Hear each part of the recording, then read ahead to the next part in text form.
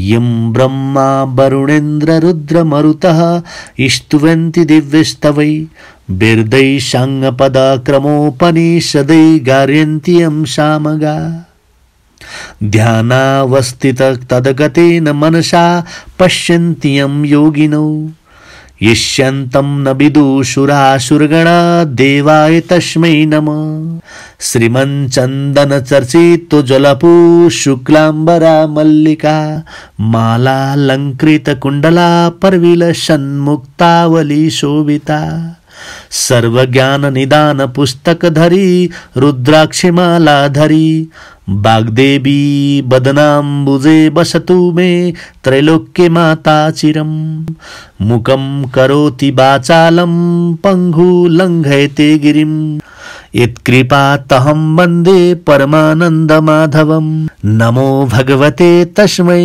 व्यासायामिततेजसे यस्य प्रसादादेक्ष्यामि नारायण कथामिमां नारायणं नमस्कृतं नरं चैव नरोत्तमं देवीं सरस्वतीं व्यासं ततो जयमुदीरयेत। अथ पंचमोध्याय।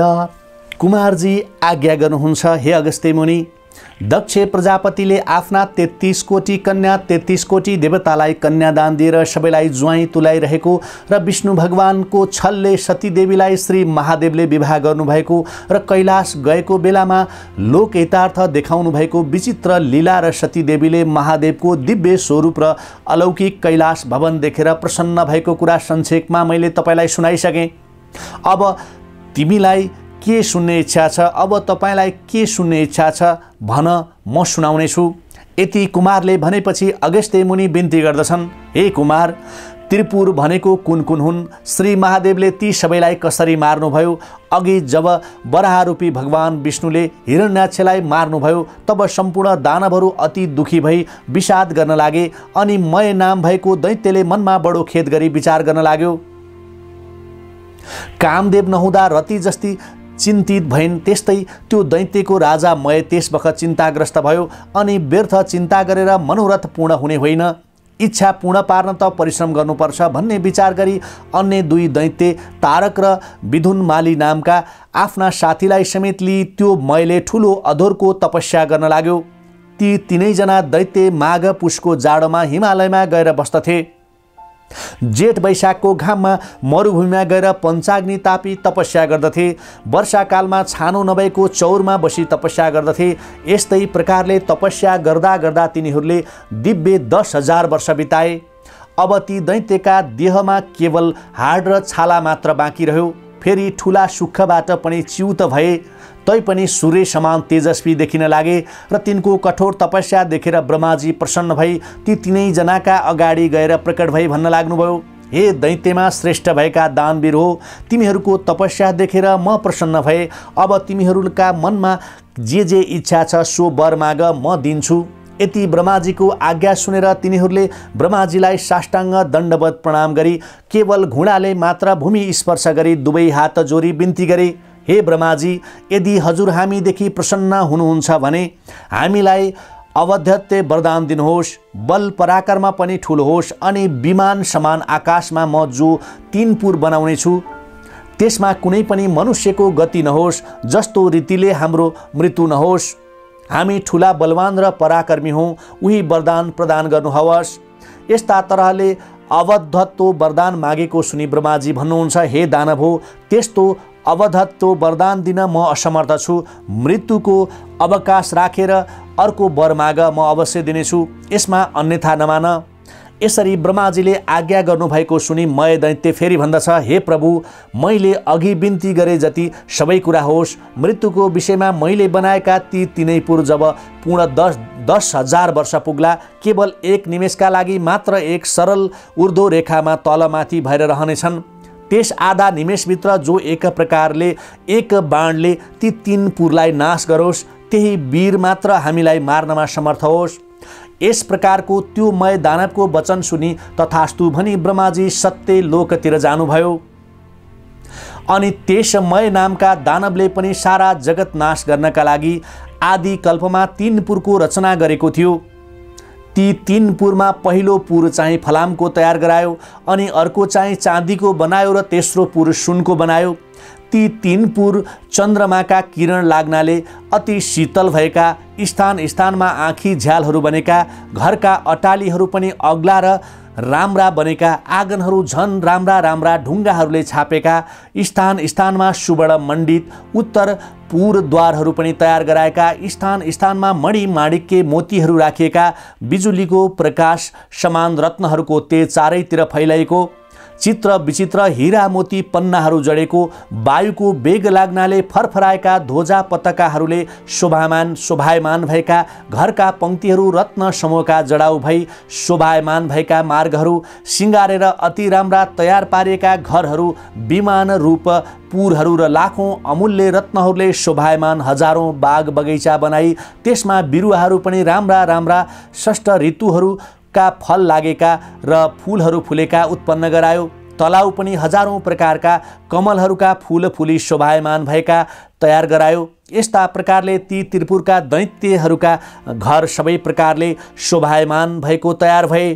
फेरि अनेक थरीका मयूर, शुक्र तथा अन्यान्य प्रकारका सुन्दर एवं उत्तम पंक्षीहरूले संयुक्त भएको र पुरुषहरूका नङ लाग्नाले जसमा पयोधरका बाटुला घेरामा अर्धचन्द्राकार घाउ लागेका, सुनका कलश चाहिँ कुच मण्डल भएका र बारुणी मदिराले लाल भएका नेत्र तथा लज्जाले ईषत हास्य गर्ने तथा जसका नेत्रमा लोलिएका छन्, जसका यस्ता दिव्य सुन्दरी स्त्रीहरूले व्याप्त भएको त्यो त्रिपुर मानव इन्द्रको नन्दन कानन भन्दा पनि उत्तम देखिन लाग्यो। ती 3 पुरमा जुन लौहको पुर मैले बनाउन लगाएको थियो त्यो तारकाखे दैत्यलाई दियो। अर्को जो चाँदीको पुर थियो त्यो विदुन्माली दैत्यलाई दियो। अर्को जो सुवर्णले बनेको थियो उत्तम पुर थियो त्यो मैले आफूलाई भनेर राख्यो। ती 3 पुर दैत्यपतिहरूका मन्त्रीवर्ग, भृत्यवर्ग र सेना तथा प्रजाहरूले सम्पन्न र शोभायमान भए। त्यो दैत्यराज पनि आफ्ना सम्पूर्ण शत्रुहरूका सेनालाई जितेर ब्राह्मण वर्ग र सेवकगण सहित भएर अनेक सुन्दरी स्त्रीहरूलाई साथमा लिएर सुखपूर्वक रहँदा अनेक सुख भोग प्राप्त गर्न लागे अनि तिनले 3 लोकको आनन्दलाई ध्वंस गर्न लागे। बढ्ता अहंकार र दर्पमा प्राप्त भएर सम्पूर्ण देवताहरूलाई जितिल्याउँ भन्ने मनमा ठान्न लागे। उनीहरूलाई मार्न लागे। तिनका उद्यान बगैँचाका वृक्ष र बिरुवाहरू उखेल्न लगाई। तिनका स्त्री कन्याहरू पनि उडाउन लाज मानेनन्। आफूहरू चाहिँ स्वर्गका अप्सराहरू ल्याएर तिनका साथ रमण गर्दथे। यस्ता प्रकारले देवताहरूलाई दुःख दिँदा दिँदा धेरै काल व्यतीत भयो र ती देवताहरूदेखि इन्द्रादि देवता अति क्रोधित भएर ब्रह्माजीका सामु पुगी ती त्रिपुरवासी दैत्यहरूको सम्पूर्ण उपद्रव विस्तारपूर्वक सुनाए। अनि ब्रह्माजीले समस्त देवताहरूलाई शान्त तुल्याई आज्ञा गर्नुभयो, हे देवगण हो, त्रिपुरासुर दैत्यहरू बडा बलवान छन्। तिमीहरू तिनको नाश गर्न समर्थ छैनौ। अत नारायण आदि समस्त देवता श्री महादेवको शरणमा जाउँ। उनै महादेव हाम्रा गति हुन्। उनै महादेव हामीहरूका बैरी ती दैत्यहरूलाई नाश गर्न समर्थ हुनेछन्।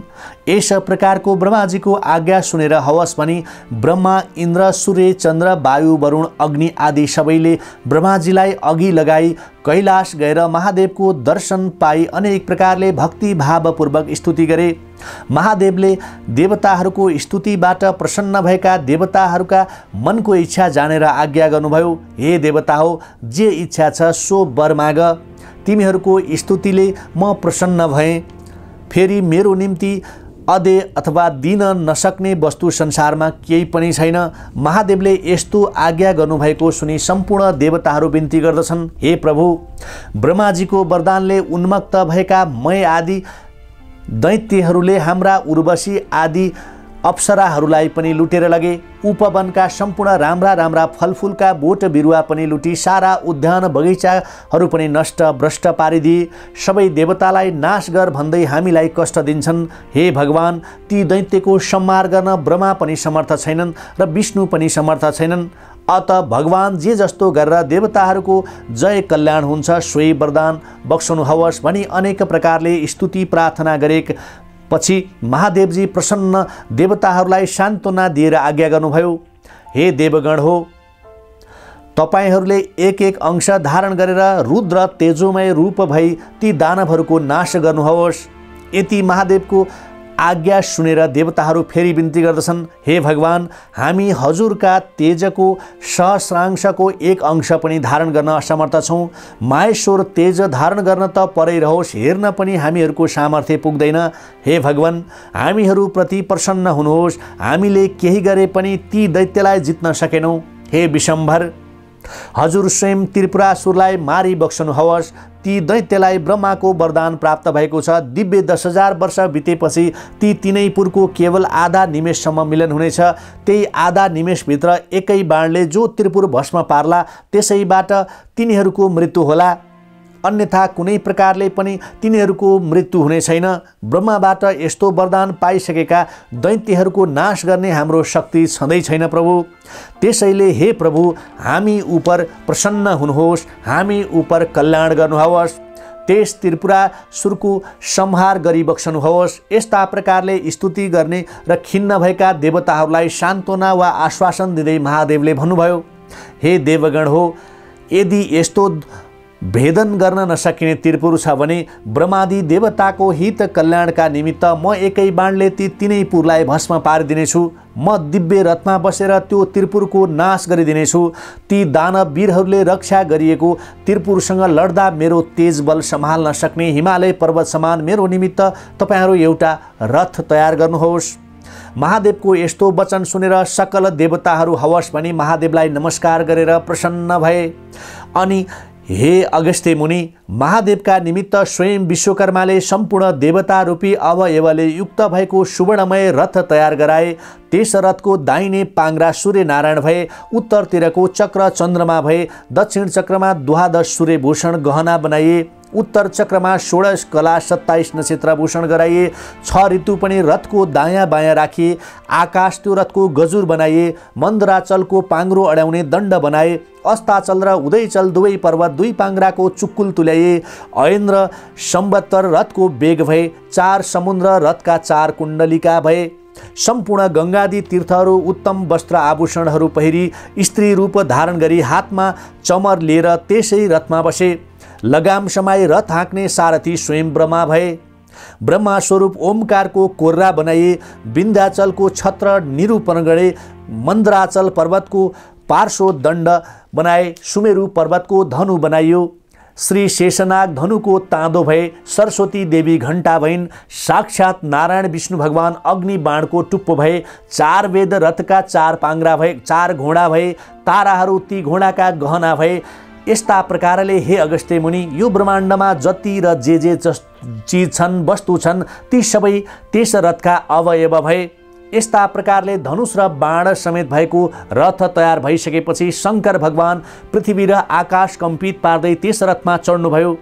त्यसपछि रुद्रगण, नन्दी, भृङ्गी, शङ्कुकर्ण तथा चण्डेश्वर, गणेश्वर, योगाक्ष आदि सबै त्रिशूल, भाला, पट्टिस आदि अनेक थरीका अस्त्र शस्त्रका ज्ञाता, नाना तरहका भेरी, शङ्ख, मृदङ्ग, कर्नाल, तुरही आदि बाजा बजाउँदै महादेवमाथि अनेकन प्रकारका चित्र विचित्र पुष्पहरूको वर्षा गराउँदा भए।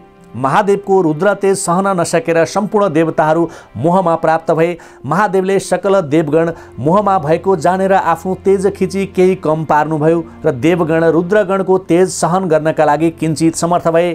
त्यसपछि हे अगस्त्य मुनि, त्यसै बेला नारदजी दैत्य कहाँ पुगेर भन्न लागे, हे पराक्रमी दैत्य हो, देवताहरूको स्तुतिले प्रसन्न भएर स्वयं महादेव तिमीहरूलाई मार्न भनेर आउन लाग्नु भएको छ।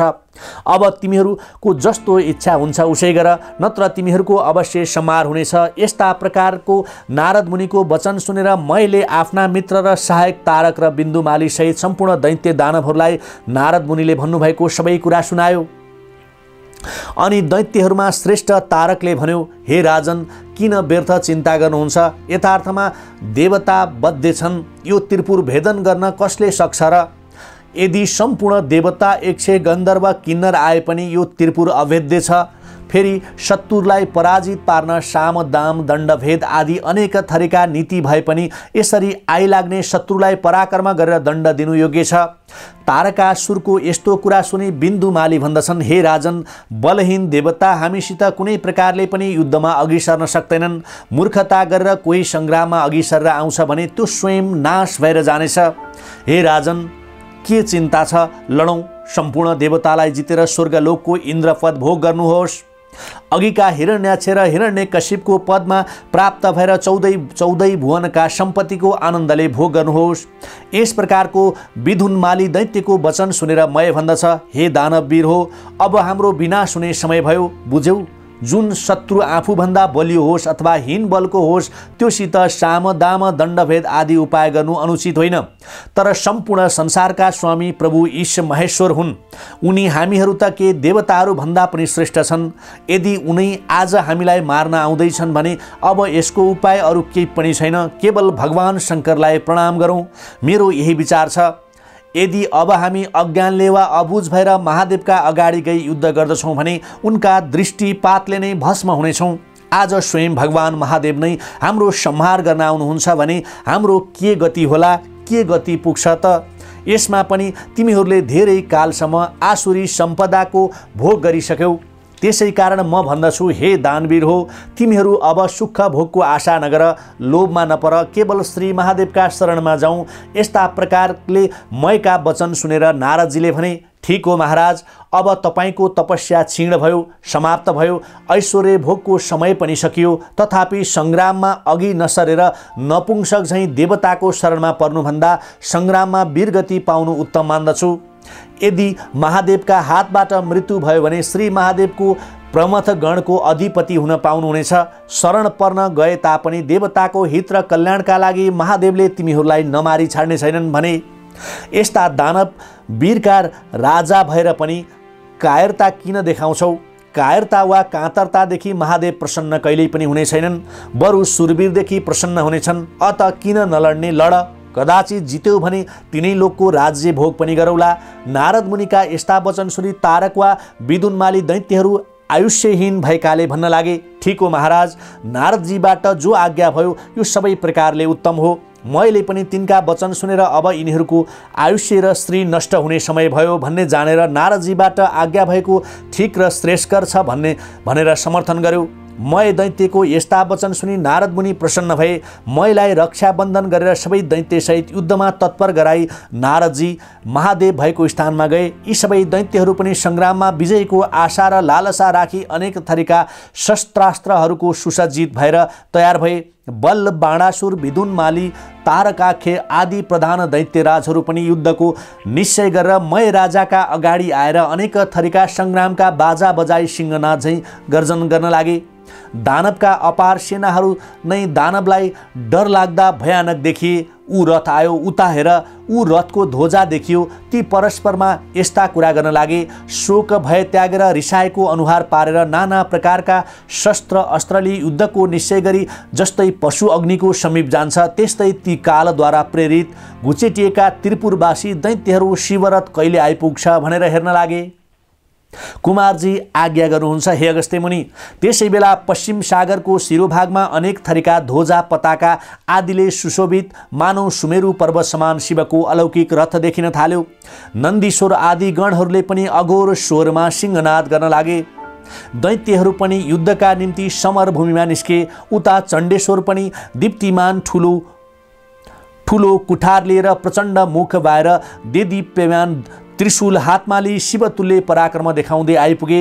गणका अधिपति शङ्कु नायक पनि मुसल हातमा लिएर चण्डेश्वरका पार्श्वमा गएर उभिए।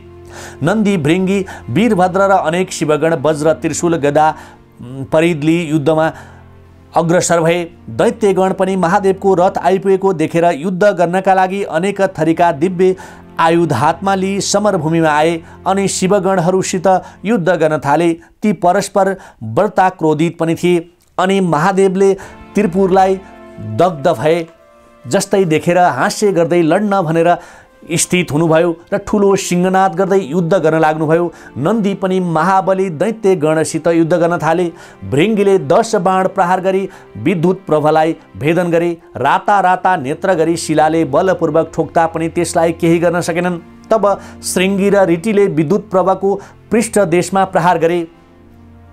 उसले पनि सर्प झैँ फुङ्कार गर्दै तीखो शूलले श्रृङ्गी र ऋटीलाई प्रहार गर्यो। त्यसको वेदना सहन नसकेर भृङ्गी र ऋटी त्यहाँबाट पलायमान भए। जब त्यो दैत्यराजले यिनीहरूलाई जितेथ्यो तब गणनायक गणेशका काँधमा 1000 बाण छोडेर घाउ गरायो। त्यसपछि 63 र फेरि त्यसैमाथि 10 बाण थपेर जब गणेशका मर्ममा घाउ गरायो, यातना दिएथ्यो, तब गणेशजी अत्यन्तै क्रोधित भई आफ्ना सुण पसारी दैत्यको गर्दनमा बेरेर निमोठी जस्तै मत्ता हात्ती कमलको पुष्प सुणले बेरी तलाउबाट उखेलेर फ्याँक्दछ त्यस्तै गरी विद्युत प्रभाको शिर पनि उखेलेर फ्याँकिदिए। दैत्यको शरीरबाट उखेलिएको त्यो शिर यस्तो शोभामा भयो जस्तै सरोवरबाट छुट्टिएर हात्तीका दाँतमा अड्केको कमलको फूल शोभा पाउँदछ। त्यो देखेर भृङ्गीले नाना प्रकारले स्तुति गान गरे। अति नेमी नामा र बल नामा दानवीर अत्यन्त रिसाउँदै अगाडि आएर गणेशजीलाई मर्ममा बाण प्रहार गरी घायल तुल्याउन लागे। शङ्कुकर्णले ती दुवैलाई बीचमा रोकेर तिनका रथ ध्वजा सारथी र घोडा सबै काटी तिनलाई विरती गराए। यी दुई पनि तत्काल अर्को रथमा चढेर आई ती चण्डेश्वर गणनायकका मर्ममा हजारौं बाण हानी घाउ गराइदिए। तब गणेश्वरले पनि क्रोधले राता राता आँखा पारी भयङ्कर मुसल प्रहार गरेर दुवैलाई यमराजको नगरमा पुर्याइदिए। त्यसपछि त्रिपुरवासी जो ठुला र बलवान दैत्य थिए ती सबै क्रोधित भएर लगातार हुल्का हुल निस्केर अनेक थरीका नाराज ब्रञ्ज त्रिशूल वज्र कुठार लिएर महादेवका गणमाथि जाइ लागेर महाघोर सङ्ग्राम आरम्भ भयो। शिवको आज्ञा पाएका शिवगण पनि जस्तै उन्मत्त केसरी मृगका बथानलाई भर्काउँछ त्यसै गरी समस्त दैत्य दानव सैन्यलाई भर्काई बारम्बार छिन्न भिन्न पारेर मार्न थाले। दैत्यहरूमा कसैको शिर छैन, कसैको गिँड छैन। यस्तै रीतले नष्ट हुन लागे। रगतको खोला बगे झैँ भयो। वायुको बेगले छिन्न भिन्न भएका मेघ झैँ, वज्रको चोटले चूर्ण भएका पर्वतहरूका शिखर झैँ गिर्दै अनेक दैत्यहरू पश्चिम समुद्रमा पर्न लागे। जब नेमी नामा र बल नामा दैत्यहरूलाई शङ्कुकर्णले मारे भन्ने दैत्यहरूले सुने तब अत्यन्त क्रोधित भई तारक नामा दैत्य पुरबाट बाहिर निस्की गणनायकहरूमाथि झम्ट्यो र अनेकन प्रकारले बाण वृष्टि गर्यो। अनि गणनायक शङ्कुकर्णले पनि महाबली दैत्यका शिरमा प्रहार गरी सिंहनाद गरे। अनि त्यो दैत्य पनि केही गिर्ला जस्तो देखियो। अब त्यसलाई भाला प्रहार गरे। अनि त्यो तारक दैत्यले पनि भूमिबाट उठेर रिसले चक्र प्रहार गर्यो। त्यो प्रहार छलेर गणेश्वर शङ्कुकर्णले पनि मुड्कीले हिर्काए। शङ्कुकर्णको मुड्की खाएपछि त्यो भूमिमा लड्यो र श्रेष्ठ आयुधलाई त्याग्दो भयो। अनि त्यो दैत्यराज वज्र झैँ मुड्कीको वेदना सहन नसकी मृत्युमा प्राप्त भयो। त्यस्ता प्रकारले त्यो दैत्यलाई ढलेको देखेर दानवहरूले बोकेर मयका भवनमा पुर्याए। अनि सारा वृत्तान्त वर्णन गरी अनेक प्रकारले विलाप गर्न लागे। ती सबैले रोएको देखेर सम्झाइ बुझाइ मयले भने, मेरो घरमा अमृतको कुण्ड छ, त्यसैमा चोबेर दैत्यहरूलाई बचाऊ। अनि ती दैत्यहरूले हवस पनि प्रसन्न भएर अमृतमा चोबी दैत्यपति तारकासुरलाई जीवित पारे। हाम्रा मरिसकेका दैत्यहरूलाई जीवनदान दिए भन्ने हर्षले मयलाई शिर निहुराएर प्रणाम गरे। तब त्यो तारकाक्ष फेरि बडो बेगले सङ्ग्राम भूमिमा आएको देखेर ब्रह्माजीले आफ्नो बायाँ हातले त्यस दैत्यलाई देखाउँदै महादेवसित भन्न लाग्नुभयो, हे शङ्कर, त्यो दैत्य अघि मरिसकेको थियो, अहिले फेरि जीवित भएर सङ्ग्राममा आयो। मयको घरमा अमृतको घडा छ, त्यही अमृतद्वारा मैले दानवहरूलाई बचाउँछ। हे प्रभु, यसको घरमा अमृत रहेसम्म यी मरेका दैत्यहरूलाई बार बार जीवित पार्दै रहनेछ। अत एक बाण प्रहार गरेर पहिले त्यो अमृत सोसी लिनुपर्छ। ब्रह्माको यस्तो वचन सुनेर शिवले बाण प्रहार गरी अमृत सबै सोसी लिनुभयो र ब्रह्माजी फेरि बिन्ती गर्नुहुन्छ, हे शशिशेखर, अब त्यो शर ग्रहण गर्नुहोस्। मैले त्रिपुर दैत्यहरूसितको युद्ध खुब देखेँ। लड्दा लड्दा आज पूर्ण 10,000 वर्ष व्यतीत भइसक्यो, तापनि त्रिपुरको छे भएको छैन। अब त्यो बाण झट्ट छाड्नुहोस् अनि त्रिपुर नाश होला। अब यी त्रिपुर आधा निमेष मात्र एकत्र भएर फेरि अलग अलग हुनेछन्। यसै बेला बाण प्रहार गर्नुहोस्। ती पुरहरू जोरिएर अलग भइसकेपछि फेरि बाण प्रहार गरेर पनि केही हुनेवाला छैन। हे भगवान, यदि मेरो बिन्ती लाग्दछ भने बाण प्रहार गर्न विलम्ब नगर्नुहोस्। ब्रह्माजीको यस्तो वचन सुनेर महादेवले लौ हुन्छ भनेर त्यो उग्र बाण धनुमा चढाई धनुलाई तलमाथि झुकाउनुभयो। दिव्य 10,000 वर्ष पुग्नासाथ आधा निमेषका लागि त्रिपुर जोडिएको थियो। शिवको आफ्नो योग बलले त्यस बखत सारा जगत निश्चल हुन गयो। त्यसपछि जुन भागमा अग्नि सोम स्थित थिए त्यो नारायण रूपी अग्निबाण महादेवले प्रहार गर्नुभयो। त्यो बाणलाई प्रहार गर्नासाथ त्रिपुरका सम्पूर्ण घरहरू दग्ध हुन लाग्यो। धिक धिक कष्ट कष्ट भन्ने शब्द उत्पन्न भयो। तब महादेवले नन्दीलाई डाकेर आज्ञा गर्नुभयो, हे नन्दी, तिमी चाँडो गएर अग्निलाई भन त्यो मय मेरो भक्त हो। अग्निले त्यसको पुर मात्र डढाउलान्, त्यसलाई दग्ध नगराउनु, त्यसलाई नजडाउनु। महादेवको यस्तो आज्ञा सुनि आफ्नो तपोबलको योग बलले वायु झैँ भएर बाणभन्दा पनि छिटो गएर मयको पुरमा प्रवेश गरी सरासर मयका घरमा पुगे। उहाँ गएको देखेर मय दानव शिवलिङ्ग अगाडि राखेर शिवको ध्यान गरी बसिराखेको रहेछ। नन्दीले मयलाई आह्वान गरी तिमीलाई अग्निले जलाउने छैनन् भने, अनि मयले गणराजलाई पनि प्रणाम गरे। त्यसै बखत अग्नि पनि त्यहीँ आइपुगे र उनलाई नन्दीले शिवको आज्ञा सुनाइदिए। अनि मयलाई अग्निले भने, दानवराज, अब यहाँबाट तिमी झट्टपुर छाडेर बाहिर निस्क। अनि मयले हवस भनी सुवर्णमय शिवलिङ्ग लिई तत्काल पातालमा गए। नन्दीले फर्केर गई सम्पूर्ण विस्तार महादेवलाई सुनाए। कुमारजी आज्ञा गर्नुहुन्छ हे अगस्त्य मुनि। त्यसपछि त्रिपुर भस्म हुन लाग्यो। त्यसका वेदी र गृह सबै नष्ट भएर अनेक दानवहरूले रोए कराएको दारुण शब्द सुनिन लाग्यो। वस्त्र खुस्केका स्त्रीहरूले पनि घर बाहिर निस्केर कराएको सुनिन लाग्यो। झ्याल विमान र अटालीहरूमा रहेका पहेँला र उच्च स्तन भएका मदले विह्वल नेत्र भएका आफ्ना पतिहरूका साह्रै मन परेका सुन्दरीहरू अग्निबाणले भयभीत भएर घर घरमा यताउता दगुर्न लागेका पनि देखिन लागे। पर्वतमा स्थित किन्नरहरू जसरी व्याकुल हुन्छन् त्यस्तै कोही आफ्ना पतिलाई आकुल भएर अङ्कमाल गर्न लागे, कोही भाग्न लागे। शेष दानव पनि आफ्ना आफ्ना स्त्रीहरूलाई बोकेर त्यस त्रिपुरबाट भाग्न लागे। शिव भक्तिले हीन समस्त भूषणहरूले हीन ती देख्दामा पर्वताकार दैत्यहरू सागरमा खस्न लागेका पनि देखिन थाले। जो स्त्रीगण आकुल भएर सिन्धुमा खसेथे, जो दानव गिरेका थिए, तिनलाई अनेक थरीका जलजन्तुले आहारा बनाउन लागे। आफ्ना पतिलाई जलमा देखेर आकुल व्याकुल भई विलाप गर्दै अग्निमा प्रवेश गर्दै डढेर मरेका पनि देखिन लागे।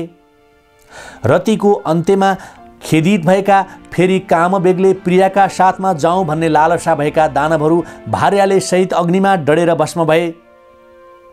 कोही त्यही पिल्सी प्राणहीन भए। यस्ता प्रकारसित त्यो विष्णु अग्नि सोममय बाणले त्रिपुरको भस्म गराइदिई त्यो सम्पूर्ण त्रिपुर नै अगाध सागरमा डुबाई। फेरि त्यो बाण शिवजीको हातमा पुग्यो। यस्ता प्रकारले त्रिपुर भस्म भएपछि ब्रह्मादि समस्त देवता आफ्ना आफ्ना अधिकारमा प्राप्त भई महादेवलाई प्रणाम गरेर स्तुति गर्न लागे। हे शम्भु, यो जुन रौद्र कर्म आज हजुरले गर्नुभयो त्यस्तो कसैले पनि गर्न सक्दैन। आज हजुरले सारा दैत्य मारे त्रिपुर भस्म गर्नुभयो। हे जगदीश्वर, हाम्रो ठुलो विपत्ति हरिदिनुभयो। सदा सर्वदा सर्वत्र स्थिर रहने यस्ता हजुरलाई कोटि कोटि नमस्कार छ। अनि महादेवले पनि देवताहरूलाई सदैव पुत्रवत पालना गर्नुपर्दछ। आज शत्रुको संहार भएर तिमीहरूको इच्छा पूर्ण भयो। अब तिमीहरू आफ्ना आफ्ना आश्रममा जाऊ। महादेवको यस्तो आज्ञा भएपछि शङ्करलाई प्रणाम गरेर सम्पूर्ण देवताहरू आफ्ना आफ्ना आश्रममा गए। देवताहरू गएपछि साध्यहरूद्वारा पूजित भएर नन्दी भृङ्गी भूत प्रेत सहित भएर महादेव पनि कैलाश पाल्नुभयो। हे मुनि, यो कसैले वर्णन गर्न नसकिने त्रिपुर दाह मैले वर्णन गरेर सुनाएँ। जो शिवभक्त मानिस प्रसन्न मनले पवित्र भई यसको पाठ गर्दछ त्यो सम्पूर्ण पापले रहित भएर अन्त्यमा देवता भई स्वर्गमा बास पाउला। इति श्री स्कंद पुराणे केदारखण्डे माघ महात्म्ये कुमारगस्ते संवादे श्री स्वस्तानी परमेश्वराय वर्तकथायां शिवकृत त्रिपुर दाह वर्णनम नाम पंचमोध्याय। श्री स्वस्तानी परमेश्वरी की जय। उपनयतु मंगलम ओ शकल जगन मंगलालय श्रीमान दिनकर किरण निबोधित नवनलिन दल निवेक्षण कृष्ण काले वर्षतु पर्जन्ये पृथिवी शस्यशालिनी देशोष्यं क्षुवरहितो ब्राह्मणा सन्तु निर्भया अपुत्राः पुत्रिणः सन्तु पुत्रिणः सन्तु पौत्रिणः निर्धनाः सधनाः सन्तु जीवन्तु शरदां शतम्। तत्रैव गंगा यमुना च तत्र गोदावरी सिन्धु सरस्वती च तीर्थानि सर्वाणि वसन्ति तत्र यत्राच्युतद्वार कथा प्रसंगः या कुन्देन्दु तुषारहार धवला या शुभ्रवस्त्रावृता या वीणा वरदण्डमण्डितकरा या श्वेत पद्मासना या ब्रह्माच्युत शङ्कर प्रवृत्तिभिर्देवैः सदा वन्दिता सा मां पातु सरस्वती भगवती निशेषजाड्यापहा कायेन वाचा मनसेन्द्रियैर्वा बुद्धयात्मना वा प्रकृति स्वभावात् करोमि यद्यत् सकलं परस्मै नारायणायति समर्पये तथा। श्री सुष्ठानी परमेश्वरी की, श्री सुष्ठानी परमेश्वरी की जय।